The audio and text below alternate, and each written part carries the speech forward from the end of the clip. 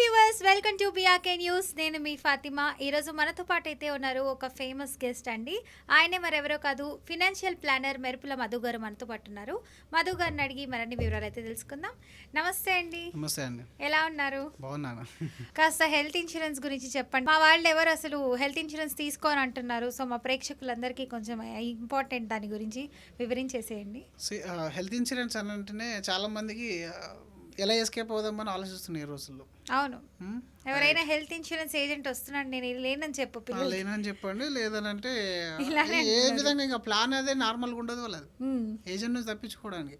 మళ్ళీ అదే మనిషి హాస్పిటల్కి వెళ్ళే ముందు మాత్రం పాలసీ కోసం వెతుకుతాడు, మళ్ళీ ఆధార్ కార్డులు వెతుకుతాడు, కంపెనీ హెచ్ఆర్ కాల్ చేస్తూ ఉన్నాడు.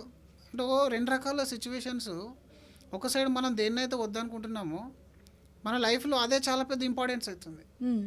సో ఈరోజు అందరికి అర్థం కాని విషయం ఏంటంటే ఎప్పుడు ఆరోగ్యంగా ఉండమన్న విషయం అర్థం కాదు. మనం అందరం ఆరోగ్యంగా ఎప్పటికి ఉండలేము. చేసేటివన్నీ మళ్ళీ తప్పలే. పొద్దున్నుంచి తినడంలో కంట్రోల్ ఉండదు, వాకింగ్ చేయము, స్ట్రెస్ తీసుకోవడంలో మన కంట్రోలే లేదు. అలాంటప్పుడు రోగాలు రాకుండా ఎలా ఉంటాయి? సరే, మీరు అంతగా మంతెన సత్యనారాయణ గారి మంచి డైట్ ఫాలో అయ్యి యోగా చేసి అద్భుతంగా ఉన్నా కూడా యాక్సిడెంట్లు అయితే మీరు నిర్మూలించలేరు కదా. అవును, స్లిప్ అయి పడడానికి అయితే మీరు దీనికి ఎక్సెప్షన్ అనేది లేదు కదా. అవును. అండ్ ఫ్యామిలీలో మీరు 7 మెంబర్స్ ఉంటే ఆ 7 కూడా లైఫ్ టైం అసలు హాస్పిటల్ పోకుండా ఉండగలుగుతారా? ఎవరు ఉండలేరు కదా. జ్వరమైనా వస్తుంది, ఏదైనా ఒకటి వస్తుంది.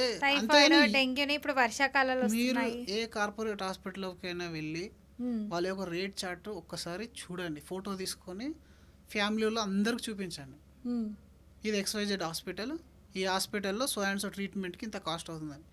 మీరు డయాగ్నోటిక్స్ కూడా బేర్ చేయలేరు కొన్ని హాస్పిటల్స్లో. ఈవెన్ స్క్రీనింగ్ కూడా, జస్ట్ స్క్రీనింగ్ కూడా బేర్ చేయలేరు చాలామంది. లక్షల్లో ఉన్నాయి, ఇప్పుడు లక్షల్లో ఉన్నాయి బిల్స్ కూడా. మీరు చూడండి, ఒక్కొక్క cancer claim 98 lakhs, 99 lakhs, 1 crore. Accident claim 1 crore అయింది రీసెంట్గా యశోద. సరే, ఇట్లాంటి ఒక్కటే కాదండి, ఇట్లాంటి ఒక్కటి కాదు, కొన్ని 100 ఎగ్జాంపుల్స్ ఉన్నాయి. కోవిడ్ టైంలో అయితే మొత్తం ఆస్తులు పోయినాయి, బంగారం పోయింది, అన్ని పోయినాయి. మనుషులు పోతున్నారు. మనుషులు పోతే ప్రాబ్లం లేదండి, మనిషి ఉండి కూడా వీళ్ళ డబ్బు పోతుంది కదా. మనిషి పోయినంటే ఒక్కసారి ఏడుస్తారు. ఏదైనా పెద్ద రోగం వస్తే లైఫ్ టైం ఉన్నాయని నూడ్చుకొని పెడతారు కదా. ఇప్పుడు మనకేదన్నా ఇంట్లో ఫ్యామిలీ వాళ్ళకి ఏదన్నా అయినప్పుడు మనం కాంప్రమైజ్ అవ్వగలుగుతామా? మీరు ఒక కారు కొనాలంటే కాంప్రమైజ్ కావచ్చు, పెద్దదానికంటే చిన్నది కొనవచ్చు. మీరు స్కూల్ విషయంలో కాంప్రమైజ్, చిన్న స్కూల్ వేయచ్చు. హెల్త్ విషయంలో కాంప్రమైజ్ ఎట్లా అవుతాం? ఏదైనా ఇంట్లో పెద్ద హెల్త్ ప్రాబ్లం వస్తే బెస్ట్ హాస్పిటల్ కోసం వెతుకుతారా, లో కాస్ట్ ట్రీట్మెంట్ కోసం వెతుకుతారా? బెస్ట్ హాస్పిటల్ వెతుకుతారు. డెఫినెట్ ఎవరైనా చేసేది అదే కదా. మరి నువ్వు మంచి ఇల్లు కొన్నావు, మంచి కారు కొన్నావు, హెల్త్ ఇన్సూరెన్స్ మాత్రం అది లైఫ్ థ్రెటనింగ్ అని తెలుసు, అక్కడ లైఫే పోతుంది అని తెలుసు, దాన్ని ఎందుకు ఇగ్నోర్ చేస్తావు? చీప్గా 3 లక్షల హెచ్ఆర్ పాలసీ మీద ఎందుకు డిపెండ్ అవుతావు? ఇప్పటికీ ఆరోగ్యశ్రీ మీద ఎందుకు డిపెండ్ అవుతావు? అంటే అది మీ లైఫ్లో చాలా పెద్ద పాట. అది ఆల్రెడీ అనుభవం అయిన వాళ్ళకి తెలుస్తుంది. ఒక్కసారి హాస్పిటల్లో 30-40 లక్షలు కట్టిన వాళ్ళు ఇంటికి వెళ్ళి చూడండి, వాళ్ళ బాధ ఏంటన్నది. మనకు రావద్దని కోరుకోవాలి, కానీ వస్తే ఏంటి? ఇప్పుడు చాలామంది ఒకప్పుడు మన పాతకాలంలో ఏం రోగం వచ్చిందో తెలిసేది కాదు, చనిపోయేవాళ్ళు. ఏదో ఒక దాని మీద దయ్యమో భూతం అని చెప్పేసి అనేవాళ్ళు. ఇప్పుడు అలా లేదు కదా. దయ్యాల భూతాలు ఎందుకు లేవంటే ఇప్పుడు సెంటర్లు వచ్చింది కదా, స్క్రీనింగ్ వచ్చింది కదా. డయాగ్నోటిక్ సెంటర్లోకి వెళ్తే ఆ దయ్యం ఏందో బయటపడుతుంది. దానికి కావాల్సిన ట్రీట్మెంట్ చేయాలంటే మీ దగ్గర ఉండాలి కదా డబ్బులు. ఎవరి దగ్గర ఒక 10 లక్షలు మెడికల్ ట్రీట్మెంట్ కోసం ఒక 10 లక్షల రూపాయలు అకౌంట్లో మేనేజ్ చేసే ఫ్యామిలీలు ఎన్ని ఉన్నాయి హైదరాబాద్లో? ఎంటైర్ ఏపీ తెలంగాణలో ఎన్ని ఉన్నాయి? మెడికల్ బడ్జెట్ ఉందా మన దగ్గర? లేదు. మరి మన హెల్త్ అనేది చాలా ఇంపార్టెంట్ అని తెలుసు, అది కొంచెం అటు ఇటు అయినా ప్రాణం పోతుందని తెలుసు. ఈ రోజుల్లో ఇక్కడ ట్రీట్మెంట్ లేకుండా కూడా అమెరికాకి వెళ్ళి, ఆస్ట్రేలియాకి వెళ్ళి ట్రీట్మెంట్ చేయించుకున్న వాళ్ళు ఉన్నారు. ఏది కూడా అఫోర్డబుల్ లేనప్పుడు నీకు చీప్గా వచ్చే హెల్త్ ఇన్సూరెన్స్ మహా అయితే ఎంత కొడతాయి? ఇప్పుడు ఒక 35 years నా ఏజ్ ఉన్న వాళ్ళకి 2 childrenకి 25,000 ప్రీమియం అనుకుందాం. నేను ఒక 20 సంవత్సరాలు కడతాను. ఫర్ ఎగ్జాంపుల్ ఆన్ అండ్ యావరేజ్గా ఏజ్తో పాటుగా ప్రీమియం పెరుగుతుంది. ఒక 30,000 తీసుకుంది యావరేజ్ ప్రీమియం. నేను 20 సంవత్సరాలు కట్టాను. ఎంత కడతాను? 6 లక్షలు కడతాను నేను. 6 లక్షలు అనేది ఒక్క హాస్పిటల్లో పోతుంది, ఒక్కటే హాస్పిటల్లో పోతుంది. ఇంతకు మించిన రిటర్న్ ఏం కావాలి ఇంకా మీకు? ఇది లాసా? ఇది బ్యాంక్రప్టా? కానీ నేను అది కానీ ఇగ్నోర్ చేస్తే 50 లక్షలు బిల్లు కట్టాలంటే నా లైఫ్ టైం సరిపోదు. అదే ఎమర్జెన్సీగా ఎవరిని అడిగినా కూడా ఎవరిస్తారు? ఈ రోజులలో మన ఎవరు డబ్బులు ఇవ్వట్లేదు. మనమే మన ఆరోగ్యాని కోసం మనం ఇప్పుడు మీరు 10 లక్షల ప్యాకేజీలు ఉంటే మీ ప్యాకేజ్ 9 lakhs అనుకొని ఫిక్స్ అండి. ఉమ్, 1 లక్ష రూపాయలు లైఫ్ అండ్ హెల్త్ ఇన్సూరెన్స్ చేయండి.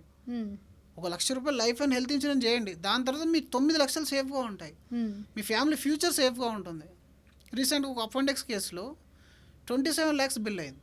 ఉమ్, అనుకుంటారు ఎవరైనా అఫెండెక్స్లో అసలు 27 lakhs అవుతుందని? లేదు 27 lakhs నార్మల్ పర్సన్ సెక్యూరిటీ. ఉమ్, ఆయన ఏజెంట్కు నాకు తెలిసి అయితే వెళ్ళి ఎంత పెద్ద పార్టీ ఇచ్చిందో తెలియదు, కానీ బై గాడ్ గ్రేస్ అక్కడ అబ్బాయి బతకగలిగిండు, డబ్బులు సేవ్ అయినాయి. ఉమ్, కట్టేది ఎంత 15-20 వేలు కడతాను నేను. అవును ఇంతకు మించి ఇంక ఎగ్జాంపుల్స్ ఎన్ని కావాలి మన దగ్గర. అవును సో మనం ఎప్పుడైతే దీన్ని ప్రియారిటీ కింద తీసుకుంటామో ఉమ్, అప్పుడు బాగా కనబడుతుంది. ప్రియారిటీ తీసుకోలేమో అప్పుడు కనబడదు. ఒక మంచి హెల్త్ ఇన్సూరెన్స్ అనేది మీరు చూసుకోవాలి. ఉమ్, మంచి హెల్త్ ఇన్సూరెన్స్లో సప్లిమెంట్లు కోపేమెంట్లు లేని ఒక మంచి పాలసీ తీసుకోవాలి. ఓకే సపోర్టివ్ పర్సన్ అనేది చాలా ఇంపార్టెంట్. హాస్పిటల్లో పడ్డారంటే కస్టమర్ కేర్లో నంబర్లో కాల్ చేయాలంటే అవ్వదు. ఉమ్, మనం డెఫినెట్గా ఒక పర్సన్ మనకు అవైలబుల్ ఉండాలి మనకు సపోర్ట్ ఇవ్వడానికి. ఓకే మీరు దగ్గరలో ఏ మంచి ఏజెంట్ దగ్గరకైనా వెళ్ళండి, ఎవరి దగ్గరైనా తీసుకోండి, నో ప్రాబ్లం. ఈరోజు హెల్త్ ఇన్సూరెన్స్లో మోసం చేయడానికే లేదు.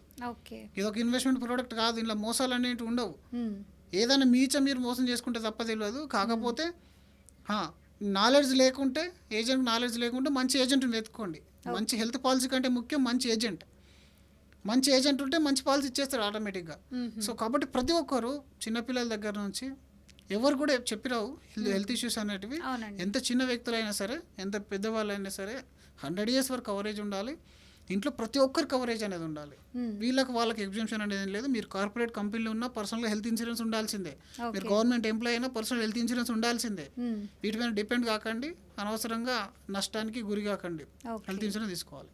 ఓకే సో ఫైనల్లీ మన బీఆర్కే ప్రేక్షకులందరికీ మీరు ఇచ్చేటువంటి గుడ్ మెసేజ్ ఏంటి చెప్పండి. గుడ్ మెసేజ్ అంటే ఇన్ హెల్త్ ఇన్సూరెన్స్ అంటున్నారా? ఏదైనా సరే సో మెసేజ్ మీరు ప్రాపర్గా ఫైనాన్షియల్ అనేది ప్లాన్ చేసుకోండి.